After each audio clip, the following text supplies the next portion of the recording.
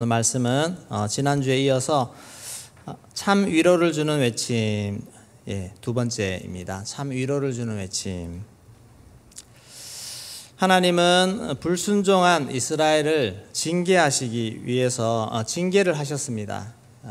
그리고 그 민족 전체를 징계하는 방법 중에 하나님은 다른 나라들을 통해서 나라가 망하는, 그리고 포로당해서 붙잡혀가서 고통당하는 그런 형벌을 주셨습니다. 이스라엘 백성들이 오랜 죄악 때문에, 불순종 때문에 결국 망하게 되고 종으로 잡혀서 정말 고생하는 그런 삶을 살지만 하나님 보시기에도 얼마나 마음이 아프시겠습니까? 그래서 내 진심은 너희가 망하는 것이 아니다. 이 일을 통해서 정신 차리고 다시 돌아와서는 똑바로 살아라, 말씀대로. 그러니까 내가 곧 회복시켜 줄 것이다. 마음에 이러다가 망하는 거 아니야? 라고 낙심하지 말고 그래도 좀 기다리라고. 기다리면 회복된다고. 그 말씀을 하나님은 전해주시고자 하시는 것입니다. 그래서 하나님은 이사야에게 백성들을 좀 위로하라, 위로의 메시지를 좀 주라, 그렇게 했습니다. 그래서 지난주에는 주의 길을 예비하라는 외침을 했습니다. 주의 길을 예비하라. 왕이 곧 오시겠다. 여호와가 곧 오시겠다는 신호로 주의 길을 예비하라, 그렇게 말씀을 주셨습니다. 우리 주님이 꼭 오시는 줄로 믿습니다. 우리를 구원하시기 위해서 주님은 반드시 오십니다. 우리 인생의 여러 가지 어려움들을 해결하시기 위해서 주님은 반드시 오신다는 사실을 믿을 때 우리의 마음에 소망이 생깁니다. 오늘은 두 번째, 풀은 마르고 꽃은 시든다라고 하는 외침입니다. 풀은 마르고 꽃은 시든다. 우리 6절 말씀 다시 한번 읽겠습니다. 말하는 자의 소리여 이르되 외치라. 대답하되 내가 무엇이라 외치리까 하니 이르되 모든 육체는 풀이요 그의 모든 아름다움은 들의 꽃과 같으니. 모든 육체는 풀이요 그의 모든 아름다움은 들의 꽃과 같으니. 여기 나오는 모든 육체라고 하는 말은 물론 모든 사람을 포함하겠지만 특별히 강대국의 통치자들, 또 강대국의 백성들, 우리가 볼 때 정말 힘있고 권력있고 장악하고 있는 그런 사람들, 그런 사람들의 육체와 또 그들의 아름다움, 문화와 모든 가진 것들, 이런 것들이 다 풀과 같고 풀의 꽃과 같이 시들어버린다고 하는 것입니다. 이것을 꼭 기억하라는 것입니다. 모든 육체는 풀이요 그의 모든 아름다움은 들의 꽃과 같다. 사람이 가진 모든 영화와 그런 것들은 금방 다 사라진다는 것입니다. 초강대국 사이에서 이스라엘 백성들은 국가적으로 볼 때 참 미약하고 힘이 없는 그런 초라해 보이는 나라였습니다. 아수르, 바벨론, 또 그 뒤로 일어나는 수많은 제국들, 이런 큰 나라들이 얼마나 대단해 보이고 커 보입니까? 그들이 군대를 한번 보내면 모든 나라들이 초토화될 만큼 강력한 힘을 발하고 있습니다. 또 그들이 누리고 있는 문명, 문화 얼마나 대단합니까? 이집트에 지금 봐도 참 대단한 그런 문명들이 그 당시에 있었고 바벨론도 마찬가지입니다. 그런 수많은 화려한 것들 앞에 기가 죽기 마련이고, 이들 앞에 우리가 무슨 힘을 발할까? 또 저들이 우리를 압제하는데 과연 벗어날 수 있을까? 이런 생각 속에 사로잡혀서 눌려버립니다. 사람이 보기에, 인간이 생각하기에는 거기서 벗어나는 것이 참 불가능해 보이는 그런 상황 속에 놓이게 됩니다. 우리도 그럴 때가 있습니다. 내 문제가 이것이 정말 쉽게 해결될 문제가 아니구나. 이거 과연 해결될까? 이 문제가, 경제 문제가 과연 해결될까? 내가 죽을 때까지 이거 벗어날 수 있을까?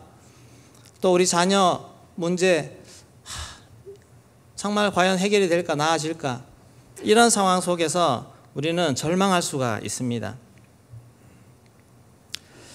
근데 하나님은 너희가 두려워하는 그 사람들, 그 나라들, 그 문화들, 그런 환경들, 상황들이 풀과 같다라고 하는 사실, 풀과 같다는 것입니다.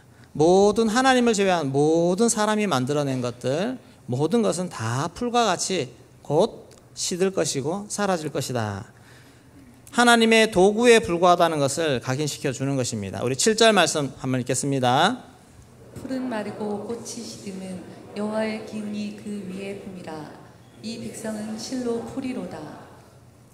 여호와의 기운이 그 위에 불미라. 하나님이 한번 불어버리시면 아무것도 아닙니다. 금방 날아가 버리는 것이 세상의 권세라는 사실입니다. 여러분, 세상의 모든 권세가 다 이와 같은 줄로 믿습니다. 하나님이 한번 풀어버리시면 다 해결된다는 사실입니다. 우리의 문제, 하나님이 한번 개입하시면 다 해결이 될 줄로 믿습니다. 이것이 하나님과 세상의 차이입니다. 하나님의 존재를 우리가 분명히 알아야 된다고 하는 사실입니다. 이 강대국들, 주변 나라들, 하나님은 도구로 사용하십니다. 이스라엘 백성들이 말씀 따르지 않고 하나님의 말씀대로 가지 않고 이방 신들을 섬기고 그렇게 할 때 하나님은 그들을 징계하시는, 심판하시는 강력한 도구로 그들을 사용하시는 것입니다. 오늘도 마찬가지인 줄로 믿습니다. 오늘도 역사의 주역은 우리 하나님이신 줄로 믿습니다. 우리가 수많은 국제관계 속에서 이 나라 저 나라 이해관계 속에서 막 이렇게 하다가 우리나라는 저 강대국들 사이에 끼어가지고 자기들 마음대로 이렇게 막 하는 그런 약한 나라 이렇게 말하지만 이 모든 것들 속에 더 깊이 하나님이 계시는 줄로 믿습니다. 하나님이 계셔서 이 땅 이 나라에 하나님의 백성들을 위해서 하나님의 교회를 위해서 하나님이 일하시고 움직이신다고 하는 사실입니다. 우리가 일본에게 통치를 받으며 주권을 빼앗기고 있을 때 우리 힘으로는 벗어날 수가 없습니다. 어떻게 벗어나겠습니까? 교회가 얼마나 핍박당하고 참된 믿음이 얼마나 핍박받고 많은 사람들이 고문받고 순교하고 그런 시절을 보냈습니까? 거기서 벗어나게 하시는 분은 하나님이신 줄로 믿습니다. 하나님이 단번에 그렇게 만들어내시는 것입니다. 지금 또 북한 정권 때문에 얼마나 오랫동안 고통을 받고 있습니까? 정말 그들의 신음과 그들의 울부짖음이 하나님께로 상달되어서 그들의 고통은 또 곧 끝날 줄로 믿습니다. 하나님이 하시면은 반드시 되어집니다. 이것이 하나님의 능력이요, 하나님이 세상을 운행하시는 포커스입니다.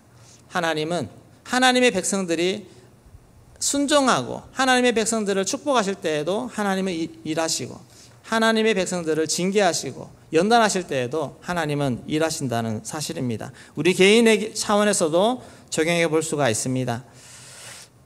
은혜를 받고 나면 참 좋은데 또 어떤 면에서는 후회를 많이 합니다. 은혜를 받고 나서 제일 많이 하는 후회가 뭔지 아십니까?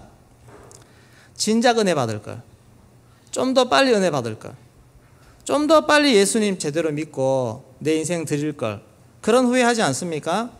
또 대형교회 좀 더 일찍 만났으면 하는 그런 말씀도 많이 하십니다. 그랬다면은 내 인생이 이렇게 되지 않았을 텐데, 우리 자녀가 저렇게 되지 않았을 텐데, 그렇게 후회할 때가 많습니다. 그러면서 하나님 앞에 하나님의 말씀을 깨달아 가기 시작하니까 이렇게 사는 것이 정말 주님이 기뻐하시는 삶이고 이렇게 살아와야 이런 축복을 받구나, 그런 것을 우리가 알았을 때 우리 마음에 때로는 낙심이 될 수 있습니다. 내가 이미 이만큼 살아왔는데, 이미 이만큼 지나왔는데, 이미 열매가 이렇게 되어 있는데, 그럴 때 우리가 낙심하고 더 이상 그냥 뭐 이렇게 살다가 끝나야겠다, 이렇게, 그리고 또 어떻게 할 줄 몰라서 그저 눈물만 흘리고 있을 때도 있습니다. 또 그리고 우리 성도들 가정들이 잘 세워지고 성도들 가정들이 잘 되는 거 볼 때 괜히 상대적으로 좀 시기심도 생기고 부러운 마음도 생기고 그런 마음들도 들기도 합니다. 그러나 하나님에게는 절망이 없는 줄로 믿습니다. 낙심하시면 안 됩니다. 절망을 소망으로 바꾸는 것이 우리 하나님의 특기인 줄로 믿습니다. 우리 8절 말씀 같이 읽겠습니다. 풀은 마르고 꽃은 시드나 우리 하나님의 말씀은 영원히 서리라 하라. 네, 풀은 마르고 꽃은 시드나 세상의 모든 육체들은 다 사라집니다. 또 세워졌다가 사라지고 그렇게 하지만 우리 하나님의 말씀은 영원히 서리라. 이 말씀이 소망의 말씀인 줄로 믿습니다. 하나님의 말씀을 붙잡으면 됩니다. 그리고 그 말씀 위에 우리의 유한한 인생을 얹어 놓으면 우리는 영원한, 흔들리지 않는, 사라지지 않는 그러한 우리의 인생이 될 수가 있다는 것입니다. 말씀 어떻게 붙잡습니까? 말씀을 내 것으로 삼아야죠. 그리고 말씀대로 살아야죠. 이 말씀대로 내가 살리라. 그렇게 하면 하나님은 거기서부터 새로운 역사를 이루어 가시는 줄로 믿습니다. 내가 지금 하나님 말씀을 제대로 붙잡고 사는가? 여러분, 과거를 후회하지 마시고 지금 나를 보시기 바랍니다. 지금 나는 그러면 과거는 내가 제대로 못 살았으면 지금은 정말 말씀대로 살고 있는가? 지금 하나님 보시기에 흠없이 하나님 보실 때도 인정할 만큼 내가 살고 있는가 하는 것입니다. 하나님은 우리 지금 현재를 다 보고 계십니다. 다 보고 계십니다. 이스라엘 백성들이 왜 망했습니까? 현재를 사는 사람들이 말씀대로 순종하지 않으니까 지금 좀 축복이 남아 있어도 그거 사라집니다. 이 풀은 마르고 꽃은 시드나 내 원수들을 향해서 적용하기도 하지만 나를 향해서도 적용해야 됩니다. 내가 지금 조금 남은 축복들 가지고 있는 것들 다 사라집니다. 말씀대로 살지 않으면 다 사라집니다. 그러나 지금 상황에서 내가 말씀대로 살아보십시오. 그러면 다시 회복이 되는 줄로 믿습니다. 지금 밑바닥이라면 괜찮습니다. 지금부터 다시 시작하면 또 새롭게 올라가는 것입니다. 이것이 하나님의 말씀입니다. 하나님의 축복은 우리는 나에게 집중하지만 하나님은 나 한 사람에게 집중하지 않습니다. 나를 통해서 다음 세대로 이어지는 하나님은 지금까지 아브라함부터 믿음의 자손을 세워서 지금까지 나아오게 하셨는데 여러분 내가 있기까지 그렇게 하나님이 하셨습니다. 믿으십니까? 내가 예수 믿고 이 자리에 있기까지 하나님은 지금까지 그 역사를 써오셨는데 그 역사가 나에게서 끝나겠습니까? 나를 이어서 우리 뒤에 후손들까지 계속 이어가는 것이 하나님의 계획이십니다. 그러면 여러분들은 내 이 구간에서 어떤 역할을 해야 되겠습니까? 내가 멋지게 하나님의 자녀로 정말 성공해서 유명한 믿음의 그런 사람으로 살아내면 얼마나 감사합니까?